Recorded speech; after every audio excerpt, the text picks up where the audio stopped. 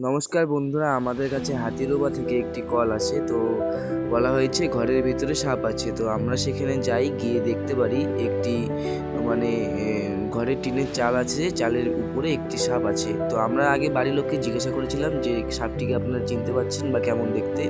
ওনারা বলতে পারছিল না, ওনারা বলছিল শুধু এটা পাহাড়ি সাপ, পাহাড়ি সাপ।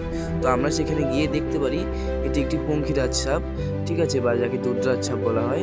তো সেই সাপটা ঘরের উপরে থাকে। তো তারপর আমরা সেখান থেকে সাপটিকে উদ্ধার করে নামিয়ে নিয়ে এখন বাইরে যাচ্ছি।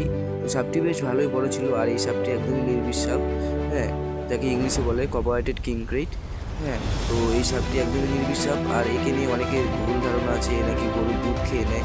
একদমই ভুল। আর দেখুন এই সাপটির মুভমেন্টটা আমার ক্যামেরাতে এক্ষুনি বাইট করে দিচ্ছিল, ঠিক আছে। তো তারপর আমরা সাপটিকে এখন সুন্দর মতো আমাদের যে সেফটি ব্যাগগুলো হয় সেই সেফটি ব্যাগগুলোতে আমরা ঢুকিয়ে নিচ্ছিলাম। তারপরেও সে মাথা বের করে দিচ্ছিল, তারপরে সুন্দর করে ঢুকে গেল। আমরা সুন্দর করে সাপটিকে প্যাকেট করে নিলাম, একদম ব্যাগারে নিয়েছি, ব্যাগারে নিয়ে সুন্দর করে প্যাকেট করে দিলাম। আর সেখানকার মানুষজন ছিল, তাদেরকে একটু অ্যাওয়ারনেস করে দিয়েছি সেই সাপটার সম্পর্কে। আর এই সাপটা আমরা এখন একটি নদীর পাড়ে ফাঁকা জঙ্গলে ছেড়ে দিচ্ছি। দেখতে থাকুন, এটি একদম নির্বিষ সাপ, যাকে বিরাট সাপ বলে বা অনেকে দুধরাজ সাপ বলে। আর এর ইংলিশ নেম কভারেটেড কিংক্রেট। নমস্কার, আমার নাম অনির্বাণ দাস।